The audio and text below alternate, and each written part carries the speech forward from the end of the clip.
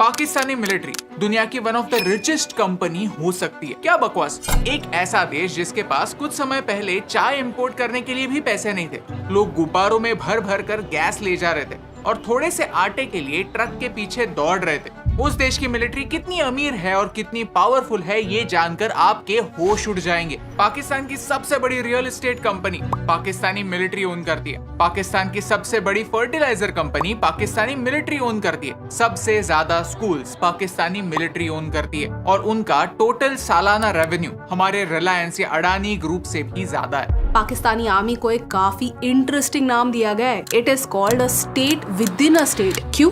क्योंकि पाकिस्तानी मिलिट्री लोगों के लिए नहीं, प्रॉफिट के लिए काम करती है, पैसा कमाती है और वो पैसे अपने ही ऑफिसर्स में बांट देती है। ये हम नहीं, पाकिस्तानी मिलिट्री एक्सपर्ट्स कहते हैं। ये हुआ कैसे और इससे भारत को क्या फर्क पड़ता है, चलिए जानते हैं आज के इस वीडियो में। ये है हमारी सीरीज पाकिस्तान एक्सप्लेन, जहां हम हमारे कॉम्प्लेक्स नेबर पाकिस्तान को समझने की कोशिश करेंगे, लेकिन एक इंडियन पॉइंट ऑफ व्यू से। अगर आपको इस वीडियो से वैल्यू मिलती है तो इस चैनल को सब्सक्राइब करना ना भूलिए। ये आपके लिए तो फ्री है, लेकिन इससे हमारी बहुत हेल्प होती है। लेकिन वीडियो स्टार्ट करने से पहले let me tell you about the sponsor of today's video, coding invaders, जिनका मिशन है भारत के यूथ को फ्यूचर प्रूफ बनाना, ताकि हम हमारे पर्सनल लाइफ के साथ साथ आने वाले इकोनॉमिक चैलेंजेस के लिए भी तैयार हो। अगर आपका बैकग्राउंड टेक में नहीं है और आपको कोडिंग का सी भी नहीं आता तो नो प्रॉब्लम। कोडिंग इन्वेडर्स का डेटा एनालिस्ट कोर्स ऐसे ही लोगों के लिए बना है जो एक नॉन टेक बैकग्राउंड से आते हैं। अगर आप एक फ्रेशर हैं या आपके करंट जॉब प्रोफाइल से खुश नहीं है और कुछ नया और फ्यूचर प्रूफ ट्राई करना चाहते हैं, देन ट्राई कोडिंग इन्वेडर्स। इनका जॉब गारंटी बैच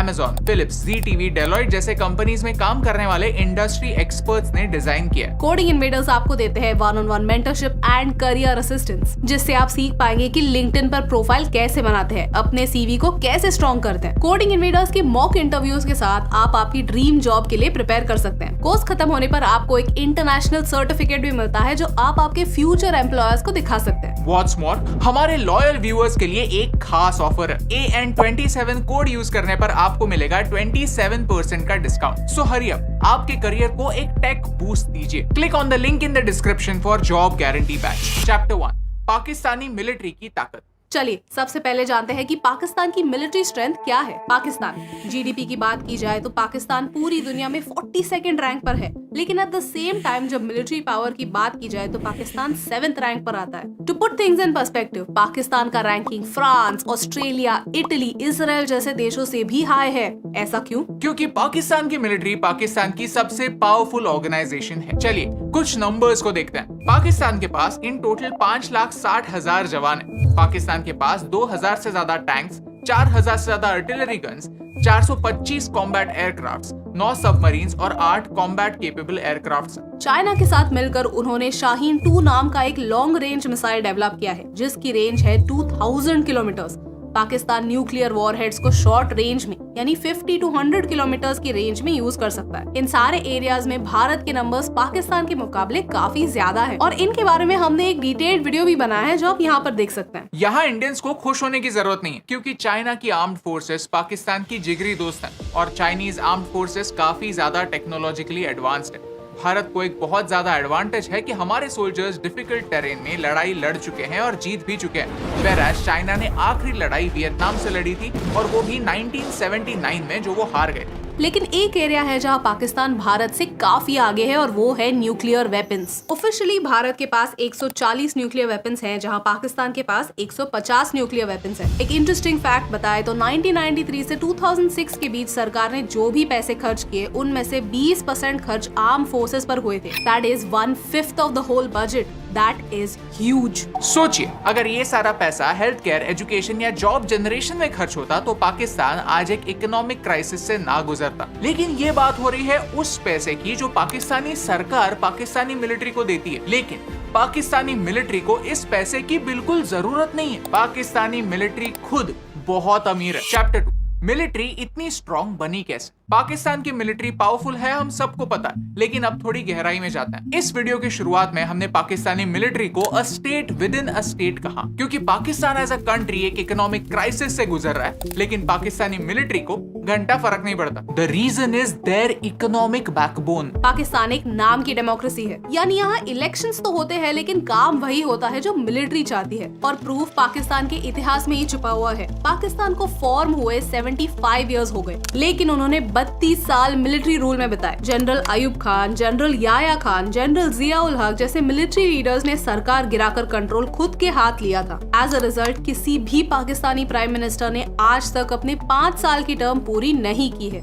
लेकिन ये सारी बातें हमने प्रीवियस वीडियोस में कवर की हुई है। लेकिन आज फोकस करते हैं कि कैसे पाकिस्तानी मिलिट्री पाकिस्तान का सबसे बड़ा बिजनेस है। फौजी फाउंडेशन पाकिस्तान की सेकंड लार्जेस्ट प्राइवेट कंग्लोमरेट यानी ऐसा कोई ब्रांड जिसके कई सारे अलग अलग बिजनेसेस हो, जैसे कि टाटा जो सॉल्ट से लेकर सॉफ्टवेयर सब बेचते हैं, वैसे ही फौजी फाउंडेशन के अलग अलग सब्सिडरीज पाकिस्तान के अलग अलग फील्ड्स में फैले हुए हैं, जैसे कि फर्टिलाइजर्स, बैंक्स, सीमेंट, पेट्रोलियम, यहाँ तक कि स्कूल्स भी। 50 से ज्यादा अलग अलग कंपनीज पाकिस्तानी मिलिट्री कंट्रोल करती है, जिनका एनुअल रेवेन्यू $26 बिलियन से भी ज्यादा है, और ये नंबर हमारे रिलायंस या अडानी ग्रुप से भी बड़ा है। पाकिस्तानी मिलिट्री का इकोनॉमिक एम्पायर इतना बड़ा है कि टेक्निकली उन्हें सरकारी सपोर्ट की बिल्कुल जरूरत नहीं है। डॉक्टर आयशा सिद्दीकी एक पाकिस्तानी ऑथर और प्रोफेसर हैं। वो अपने बुक मिलिट्री इंक में कहती है कि 2007 में ही पाकिस्तानी मिलिट्री का नेट वर्थ 10 बिलियन पाउंड से ज्यादा था। To put things in perspective, ये नंबर पाकिस्तान में उस साल आए हुए FDI यानी फॉरेन डायरेक्ट इन्वेस्टमेंट से 4 गुना ज्यादा था। आर्म फोर्सेस के पास प्रॉफिट मेकिंग कंपनीज तो है ही, साथ ही साथ बहुत सारा फर्टाइल लैंड भी है।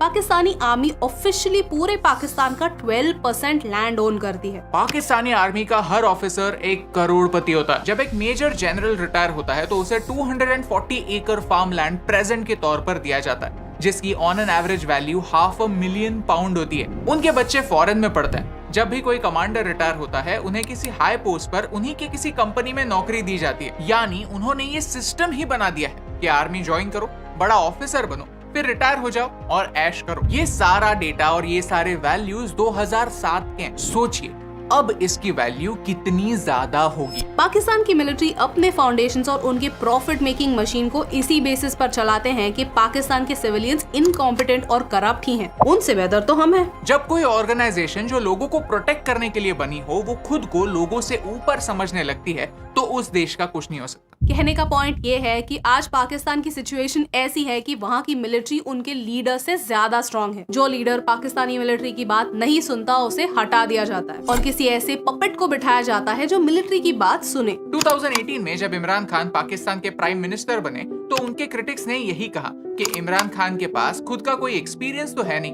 वो सिर्फ इसीलिए पीएम बने हैं क्योंकि पाकिस्तानी मिलिट्री चाहती है कि ऐसा कोई गद्दी पर बैठे जो ज्यादा सवाल ना पूछे और मिलिट्री को जो करना है वो करने दे।